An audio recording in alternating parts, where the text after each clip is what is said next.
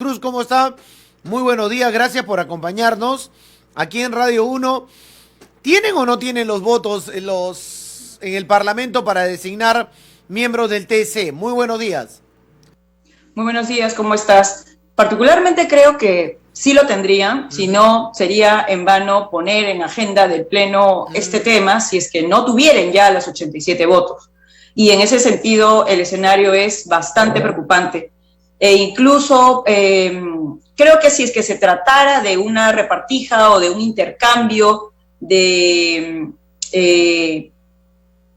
cosas importantes que cada partido político requiere o quiere, tendríamos que decir que esto le podría salir muy caro a Perú Libre, por ejemplo, no solo porque, según lo que se prometía, recordemos que Perú Libre preside esta comisión especial, se prometía de que los integrantes iban a ser independientes absolutamente del poder político, iban a tener la trayectoria que se exige y que iban a cumplir con el perfil de reglamento.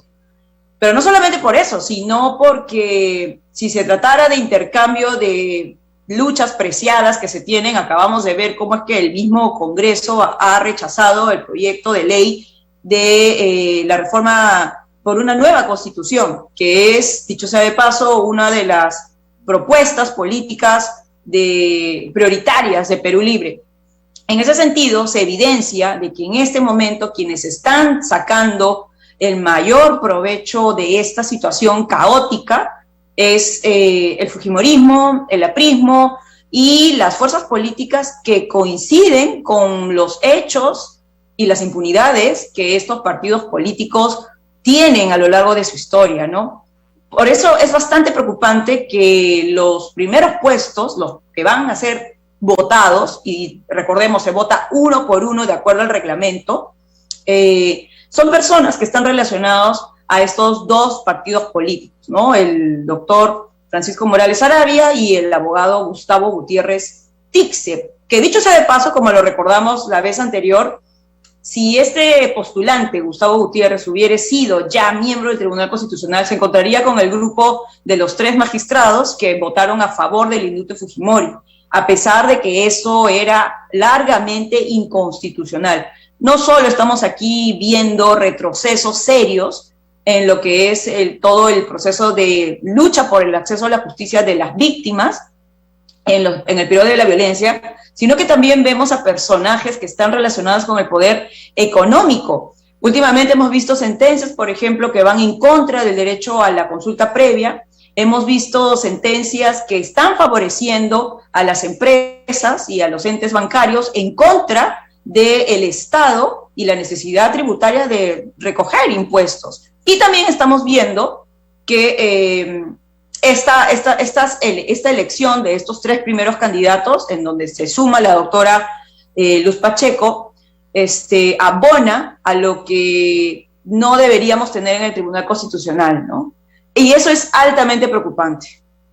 Ahora, lo que se manifiesta es que varios de ellos, por no decir todos, los candidatos tienen una agenda conservadora, en lo cual coinciden, incluido Perú Libre, los otros grupos políticos, y tienen también una agenda que podría, en caso llegar al TC,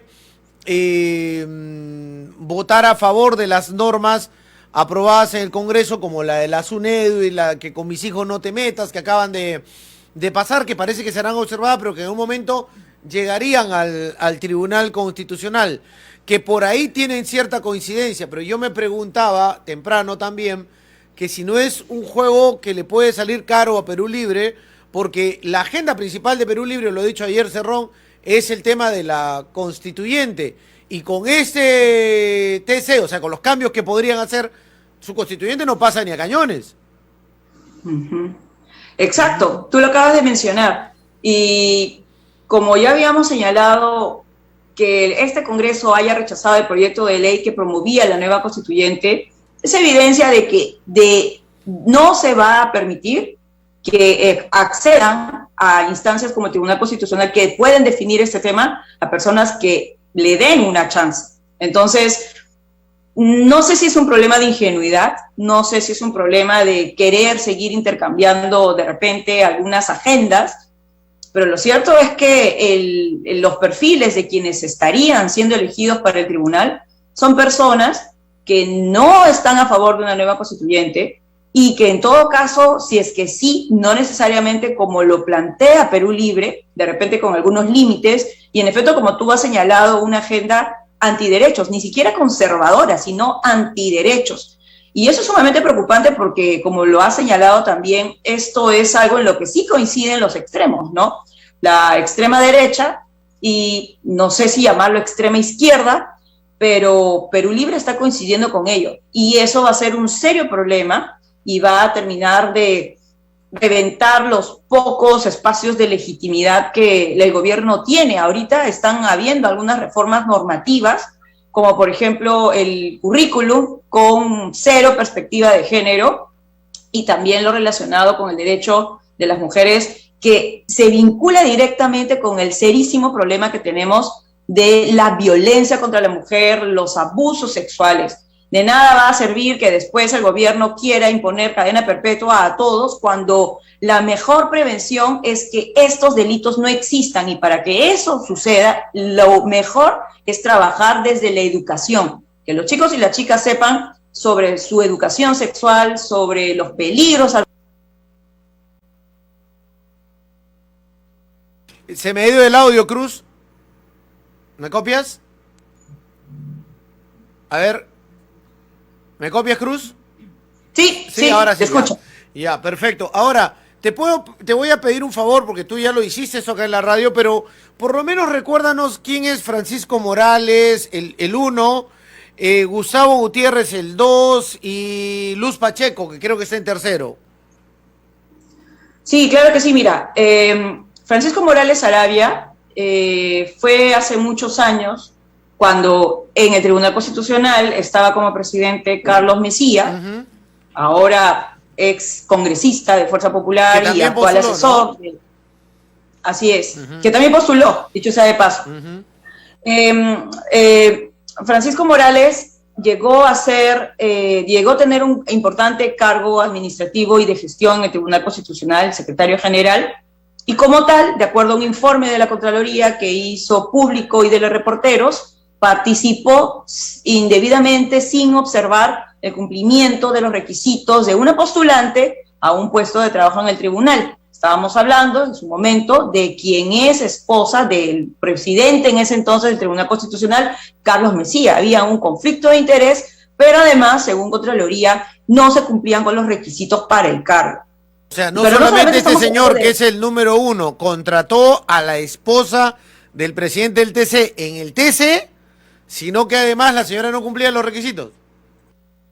Eso es lo que señala, en efecto, el informe de Contraloría de acuerdo a IDL Reporteros, y es algo que sobre lo que no se tiene un amplio descargo por parte del postulante. Y otro, estamos hablando de la esencial independencia de partidos políticos, ya sea una relación directa o indirecta. Y aquí es importante señalar que este requisito que está en el reglamento del Congreso, y si es que lo incumplen los congresistas hoy en la tarde, estarían prácticamente incurriendo en una violación contra su propia normatividad, pero también expuestos a denuncias constitucionales. El tema es de que el requisito de la independencia del poder, sobre todo el poder político, no es solo con no estar militando o registrado en algunas listas político-partidarias. Han habido otras situaciones, como por ejemplo Francisco Morales siendo postulado por el APRA para en otro momento también ser magistrado del Tribunal Constitucional, o ser convocado por algún partidario fujimorista para que integre comisiones técnicas en el Congreso. Teniendo un escenario donde partidos políticos están con investigaciones y juicios abiertos en el sistema de justicia, y donde el Tribunal Constitucional pudiera cambiar la historia de esos procesos de justicia con un habeas corpus o con un amparo, es obviamente evidente de que se necesita que las personas que accedan al tribunal no tengan de ninguna forma algún relacionamiento. Ahí la valla es alta, y lamentablemente no la cumple el señor Francisco Morales. Y algo muy parecido está relacionado con Gustavo Gutiérrez. Gustavo Gutiérrez, como tú lo has recordado, ha sido abogado de hace menos de un año de Rafael López Aliaga, y ha participado también en la defensa de una postulante de Renovación Popular. ¿Esto qué quiere decir? El congresista Montoya, que integró la Comisión Especial de Selección, votó a favor o participó del proceso de postulación de alguien que era el abogado de su jefe político, de su líder político. Debió inhibirse, pero no lo hizo. Y este abogado, Gustavo Gutiérrez, que dicho sea de paso, tiene deberes éticos como abogado, como profesional de derecho, no informó sobre este conflicto de interés. Entonces, lo que tenemos en la postulación de este señor son violaciones a los deberes éticos de informar, de acuerdo al Código de Ética de Abogados, y violación a la prohibición de generar conflictos de interés. Esta candidatura, lamentablemente, ha sobrevivido a estos cuestionamientos con el amén de la Comisión Especial. Pero, además, Gustavo Gutiérrez encarna, como ya lo habíamos señalado, una posición que hoy se sabe que es inconstitucional, que supuestamente el indulto de PPK Alberto Fujimori era adecuado y de acuerdo a derecho. Pero además, y ya un poco para que nuestros y nuestras oyentes y las personas que estén viendo el programa lo sepan, Gustavo Gutiérrez es una persona que no tiene el mínimo perfil de conducta razonable, respetuosa, decorosa, para poder conversar o dialogar o debatir con personas que no colindan con su pensamiento. Si hacemos una revisión en el Twitter, vamos a ver los insultos que le propinaba a personas con las que él no colindaba en cuestiones de opinión. Entonces, es muy peligroso estos dos perfiles, y se suma el tercero, la doctora Luz Pacheco. La doctora Luz Pacheco, lo grave es que tiene una postura de debate, de duda sobre los fundamentos por los cuales delitos y avances penales como es el feminicidio deban existir en un país como el Perú.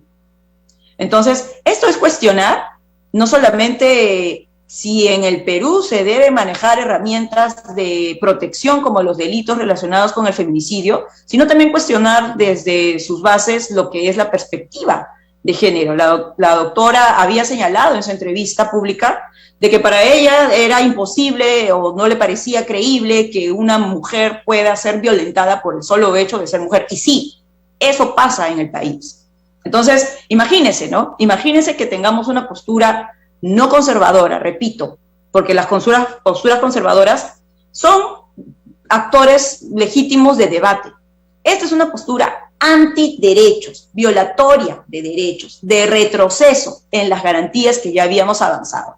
Y no se puede permitir esto en pleno bicentenario, en pleno 2020, y sobre todo cuando tenemos largas noticias de mujeres, niñas, menores de edad, e incluso niños, que son violentados hasta por su propia familia. Eso no puede suceder. Y por eso, Perú Libre y los otros partidos que puedan tener el voto definidor en esta tarde, tienen que pensarlo muy bien. No van a conseguir la constituyente con un tribunal con este perfil, y segundo, van a retroceder muchísimo más y van a tener en las calles legítimamente las personas que se sientan violentadas con esta posible elección.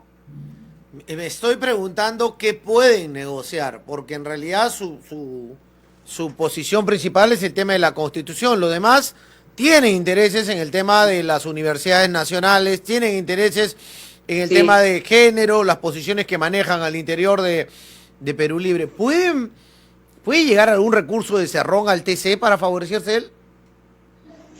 Sí, por supuesto. Mira, Cerrón tiene procesos abiertos y si es que hay alguna resolución, por supuesto Cerrón, como cualquier peruano o peruana, tiene el derecho de activar los recursos legales que él crea conveniente para su defensa.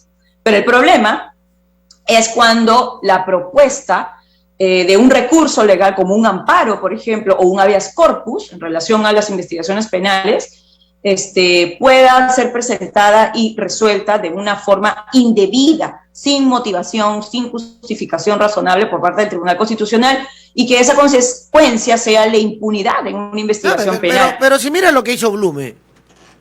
O sea, con lo que hizo Blume, un ratito, pum, para afuera el chino, y después tuvo que venir de afuera a pararle la máquina.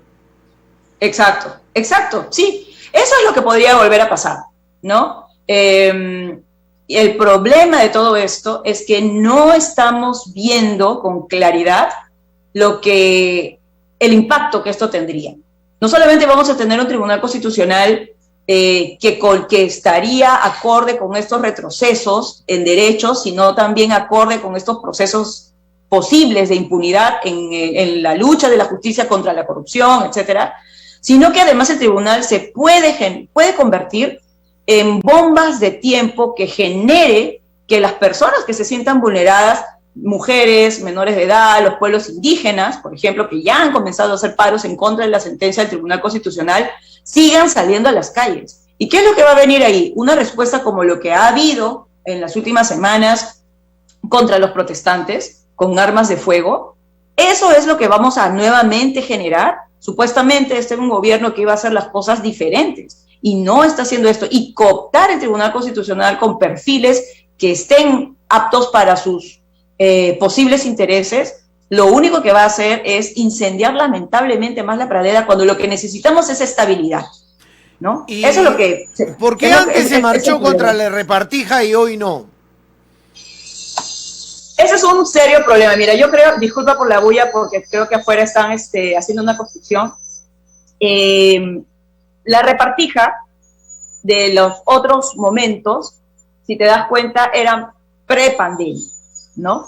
Han habido marchas como el 14N que se han dado en la pandemia, pero siento yo que hay una fuerte desazón y desconcierto, desesperanza, porque la opción que ganó en las elecciones generales, Pedro Castillo, no es quien se esperaba que fuera en el gobierno, ¿cierto? Entonces, esto creo que ha hecho reducir la fuerza movilizadora que en otros momentos existía. Y eso es un serio problema, ¿no? Yo concretamente creo que la pandemia, que las personas desesperanzadas y también la desconfianza, porque hemos visto no solamente todos los problemas del Tribunal Constitucional, sino también lo que otros casos de corrupción que ya llegan, creo yo, a generar desesperanza e inamovilidad en la gente. Y además, nuevamente, en pandemia, uno está más preocupado por preverse el pan del día a día, por tener un trabajo, por tener un techo donde dormir, que están en las calles más aún, y ese es el efecto de la continuidad de la dinámica del gobierno, más aún cuando si por salir a protestar por nuestros derechos se van a tener las calles bloqueadas, van a terminar gaseados de una forma desproporcionada, van a ser detenidos arbitrariamente solamente por protestar, o incluso, si es que esta movilización fuera en otros departamentos, con disparos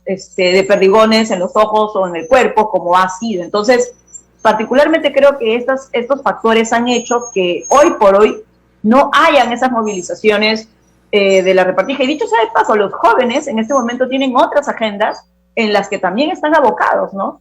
Por ejemplo, el día de ayer estábamos en Ayacucho y había toda una movilización de los jóvenes de la universidad allá, para que puedan los rectores, el rector, hacer lo que les había prometido, aperturar el año académico como debe ser, con todas las herramientas, entre otras cosas. Entonces, todo este tema... Sí, es la dinámica del país también, ¿no? Que estamos viendo por qué el gobierno viaja a sus consejos de ministros centralizados, ofrece lo que sea en cada lugar y cada uno tiene una agenda diferente.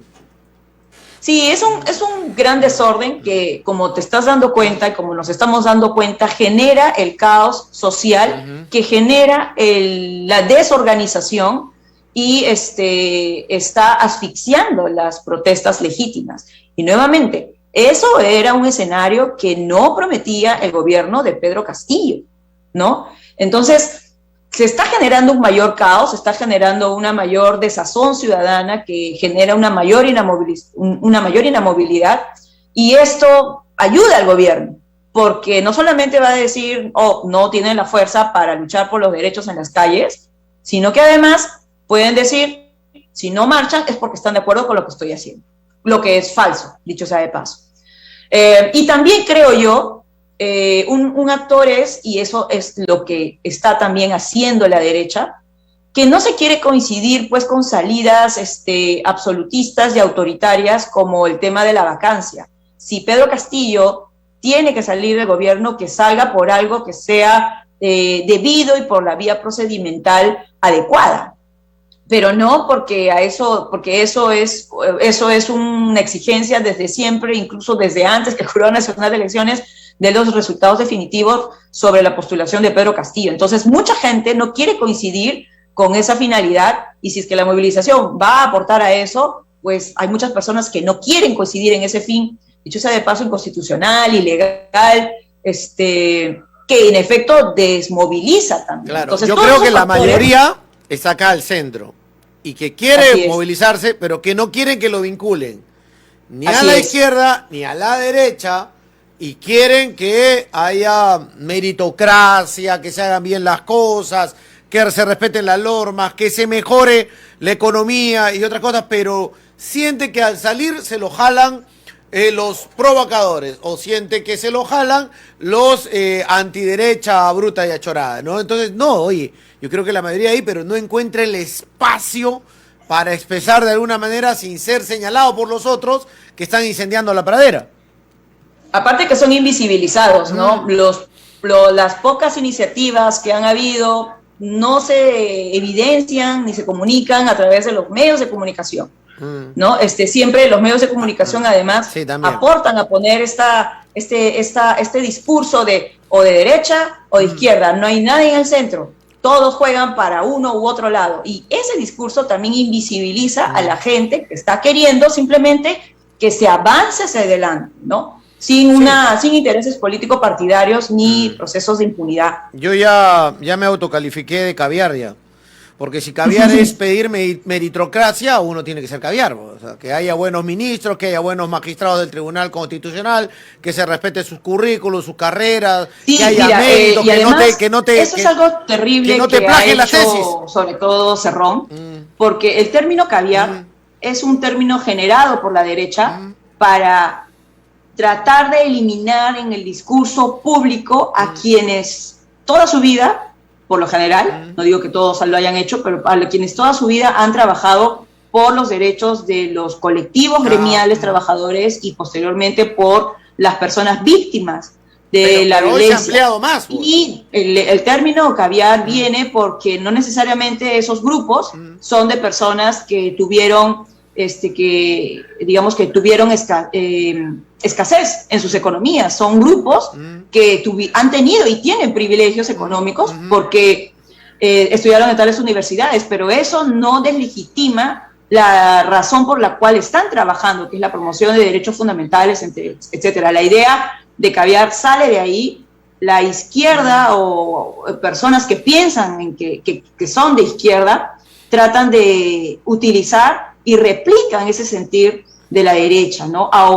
Tratando de ahogar en el discurso público la figura de una persona y de colectivos, asociaciones civiles, que tratan de trabajar se te opone, lo pones en ese lugar. De todos y de todas. Entonces, hace muy mal Cerrón, por ejemplo, en caviarizar todo,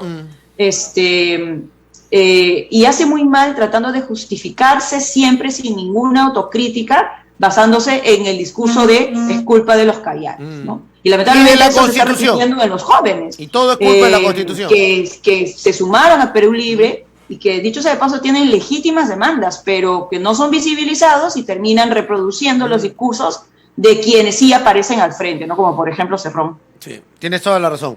Cruz, gracias por acompañarnos. En las 4 vamos a estar transmitiendo acá en la radio esa sesión del Congreso de la República. Muchas gracias. Muchas gracias a ti. Cruz Silva del Carpio nos acompañaba del Instituto de Defensa Legal, ese análisis de lo que se viene en la tarde, qué dolor de cabeza.